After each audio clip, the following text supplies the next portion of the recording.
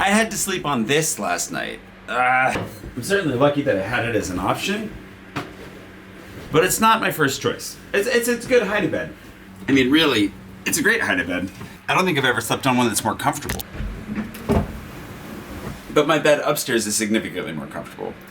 So why am I sleeping on this, you might ask? Well, you can probably hear my fan upstairs. I left it running upstairs. There's a bit of a smell. Strangely, that smell is actually strongest right about here. Which I don't smell it right now, which is why I've been leaving the fan on. But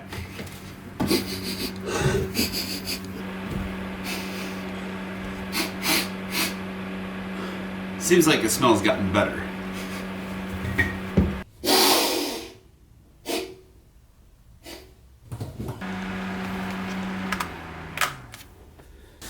Now I can tell you that story, but I'm going to tell you through. Hold on. Let's see how this guy works. How's that? It's theoretically, no matter where I sit or how I talk, this guy's going to get picked up everywhere, which means I'm probably going to have to be careful I don't like shout. Oh, that's good news. Well, thanks to Janet for sending these. I really appreciate it. I've been looking forward to giving them a try, and hopefully the battery lasts long enough for me to do that. These are wireless mics. She also sent me a little lapel to go with it, so I'll give that a try later. Right now, I just thought I'd give these guys a go while their batteries last, because they're both nearly dead. Yeah, how do I sound? Theoretically, it doesn't matter if I'm here, or all the way over here. I should sound pretty much exactly the same. I hate that light. Oh yeah, back to the smell, because I think the light might be a culprit. So now I've got this problem. I come home a couple days ago from filming, because I've spent the whole day out, whatever. And I walk in and it smells a little bit septic in here. Like, is there a pipe that's backed up somewhere? So of course I start sniffing around. Maybe it's in the shower, maybe it's in the sink. But none of the drains themselves actually smell that bad. I come over to this area, it smells like worse again. And then when I go upstairs, it really stinks. Like whatever it is has been collecting up near the ceiling. As I'm sure you can guess, this is not how I want my life to go. And so I had some drain cleaning, smell good stuff that I finished off. I put in all my drains and then turned on the fans and opened the windows, and everything was better for like a day or two. And I thought, okay, non-issue. I guess this, it's old pipes. It happens every few months where a little bit of that, I get a whiff of that smell and I immediately just go ahead and try to clean the drains and stuff. And then last night, I was here all day actually. Like after going out and filming, I came back, I edited, everything was fine. But then when I went upstairs, it stank. Like it was really strong. So I opened the window really wide, turned the fan on, and I tried to go to sleep, but I couldn't. I just couldn't. So I came downstairs, I opened this up. I was not happy. I was very, very grumpy about it. Opened this guy up, went to sleep. Thankfully, this is actually a very comfortable secondary bed. As many of you may recall, it was my bed for a while, and it's not bad. It's just not that good. And so yeah, that's the story of how that's where we're at. So I'm wondering where's the smell coming from? Did they puncture something in the ceiling? Is there a leak upstairs that's running into the light, and that's why it's gathering up there and stinks worse over the bed than where all the drains actually are? It doesn't smell outside. It doesn't smell in the hallway. Doesn't smell right here. It doesn't smell anywhere in here right now. Oh boy. How are you doing? So the real reason that I wanted to talk to you today was just because we haven't sat and had a good talk in a while. And now with the magic of microphones, I'm actually really excited about this. I really hope this is working, because if this isn't working, it's gonna be a pain. Well, actually there are a couple things happening. You may have noticed a minute ago that I said that's really exciting when I looked at my phone, but then continued on to thank Janet for sending these over. Thanks again, Janet. It's really nice of you. I was actually looking at buying a set of these before she was so kind to send these over. But there's a lot going on, and I feel like the 80 and 8 has kind of dominated things, because I'm trying to meet this goal of making 10 of them every month. And since I'm down to roughly 15 videos a month, that it's a little bit it's domineering. It's too much. There's so many of them. So I got to make some other stuff to remind you that this is a vlog. I still have a life. I do. I can tell you about it. The main issue I'm running into right now is that everything is an absolute mess. And that's actually a good summary of my life. So how am I doing? I think curfew kind of stinks. There are a number of things that we can talk about. The exciting thing, I keep forgetting to say, the exciting thing is that theoretically my bike is finally getting here. My Van Moof that was purchased for me for my birthday by so many of you, and my dad put it in a big chunk, and it's really exciting, and I've been dying to have it. They delayed it. They gave me this window, this 3-week delivery window, and then as soon as we hit the beginning of that delivery window, did you hear that? Sorry about that. As soon as we hit the beginning of that 3-week delivery window, they said it's going to be delayed even longer, like 2 more weeks. The good news was that I saw a little shipping notification in my email saying that it has shipped. Also, I was wearing this shirt yesterday. I just put this on because it was in the corner. Hold on a second. It's gonna be hard to hear me if I unclip this. Let's put this over here. How's that? I'm gonna try the pocket microphone. Actually, I don't think the pocket microphone's good enough. Let's do this. So that's great news. Theoretically, I should have a bicycle finally. It's just like if I would have had it on time, I would have had some amazing weather to cycle through. And it's gonna arrive on like just a cold, dark, rainy day. Just like the dark raininess of my soul. I'm just kidding.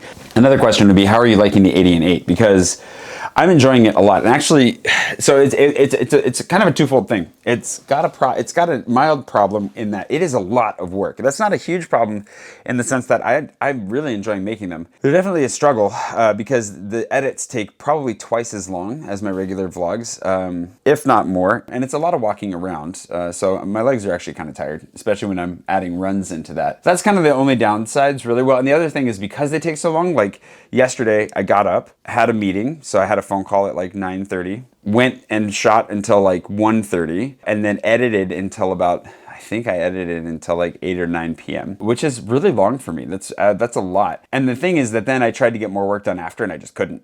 I was just, my brain was like, nope. Nope, I'm done. And that's kind of just the way it gets, especially towards the end of a week of doing it. It's pretty full on. This is not a complaint. This is just me saying like, I'm way behind on everything now. And I think my accountant is likely to kill me because I owe her everything. I haven't given her any paperwork or anything that I'm supposed to. A number of other things that I'm procrastinating on that I try to sit down and get done. And boy, but videos first. Wow, that's really high. The great thing is that the 80 and 8 is helping me to really see Paris through different eyes. Taking it slow and 1 quarter at a time and taking a little bit of the history of the quarter, a little bit more of the context of where it comes from and how it was put together, really helps to serve as a way of, opening me up to really loving parts of the city that I kind of just either dismissed before or openly was just like, bleh, bleh. Because there are parts of the city that are just kind of bleh. It's a city. It's imperfect. Paris is not all magic, but at the same time, there is a magic to it, even in those areas that to me feel just kind of like, they almost,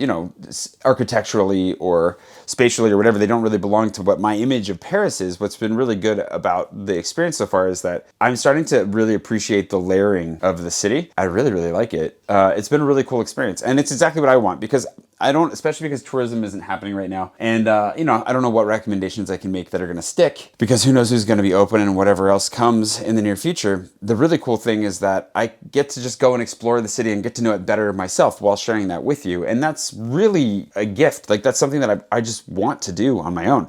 I want to get to a place where you could tell me, hey, like I went to this quarter or I was at this metro stop or I was on this street and I would know exactly where that was. That to me is like just a personal goal because I love the city so much that I want to know it that deeply. And this is starting to facilitate that, I feel like, pretty well. How's the backlighting? I'm excited to get the bike. That's the other thing. But part of the reason I was also going to end up filming this weekend, I think, is theoretically if I get it tomorrow, of course I'm going to make a video about it because thank you. And I'm just really excited. Trying to get this camera to be properly angled. And so I figured, let's just make videos all the way through. I wanted to test this. That's another thing. When I was talking about like not doing my taxes, everybody doesn't have room in their life for taxes, but even playing around with these guys, these microphones, I've had them for a week.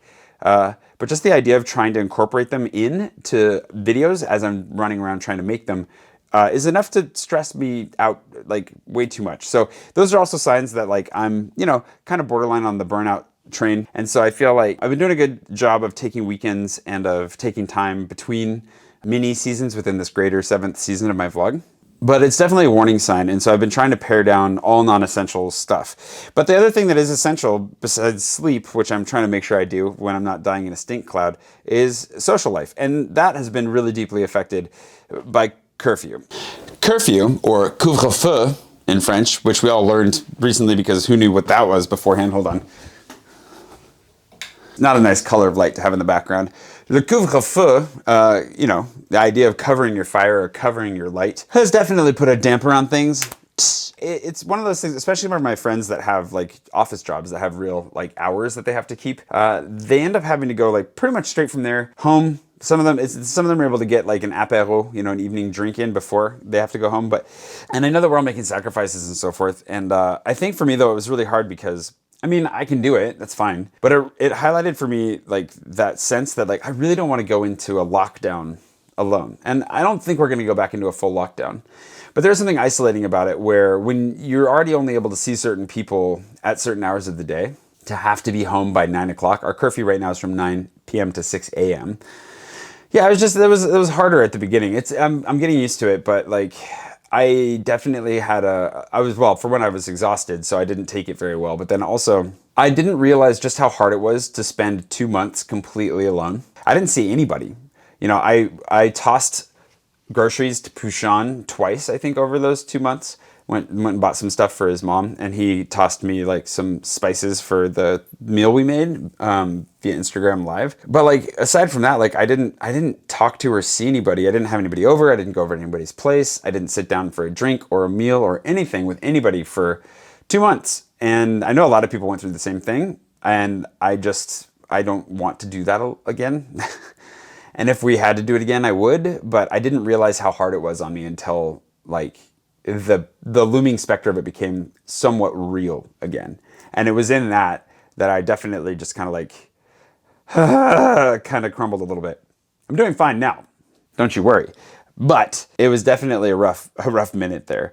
And I still don't want to go back to it. I still don't want to do it again. Yeah. But I'm going to be okay.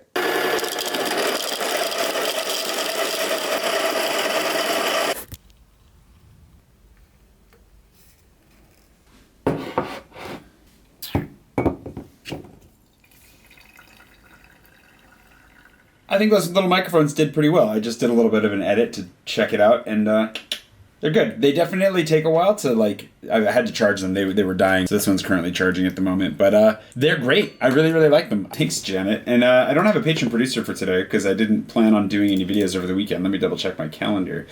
So just thanks to my patrons in general, because I should thank them anyways. But thanks to Janet for sending those. I'm not trying to leave it on that kind of a note. It's just where I'm at, like reflectively. Like I don't want to do another lockdown alone. And I think this is one of the things that it's going to be really interesting to see how it all plays out. And there are a lot of conversations to be had around this. But I'm really both curious and concerned about the psychological effects that the last year is going to leave on us, kind of like generationally. Not even generationally, just like across humanity.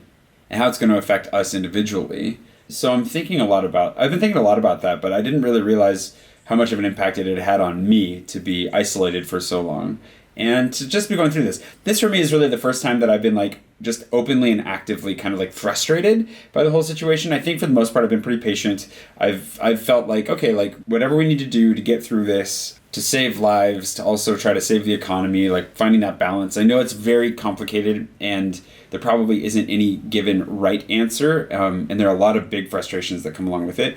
But I felt like, okay, let's get through this. Like I've been really optimistic and really like, okay, we can do this. Let's knuckle down. Let's make it through this together. And I still feel that way. But this is the first time that I've also just openly and directly felt very, honestly, just like frustrated and like I don't want to do this anymore. So I'm a little bit tired, and I hope that you're doing okay. I'm sure that you're feeling kind of tired too. I'm sure we're all feeling exhausted to different degrees, and I know it's been a challenge. So I hope you're getting through this okay, and that you know you're not alone. And I'm not feeling great about it right now, and I think that's okay.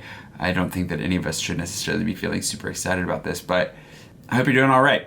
There is a lot of fun stuff still to come, and I my goal with all of this, as always, is to leave I want to give an insight into my life. I need to recap like my hopes and dreams and goals. At some point, I need to kind of set some more context story-wise along the way. But I also want to just give an escape, a moment to come and visit Paris since travel is limited, a moment to explore it with me, and at the same time fulfill my own goals and desires as far as getting to know the city better. And so striking that balance I think is important, and I'm really glad that you can be here for it. So thanks for watching, thanks for listening. I hope you're having a good day. Like I hope that unlike my frustrating night of literally like trying to go to sleep in a stink cloud, you're actually having a great day. And know that I'm actually feeling a lot better today, and it helps just to talk about it, but also just to share. The fact that I can share the stink clouds is pretty unique. And it's not lost on me. So thanks for listening to that. And thanks for just, being a part of my crazy, stupid existence. I really appreciate it. I'll see you bright and early tomorrow morning for hopefully, a video about a bike. Hopefully. Keeping my hopes reasonable. And I'll see you tomorrow for that. And if not, I'll see you Monday at least. Sometime I'll see you soon. I'll see you, but probably hopefully tomorrow. Adios.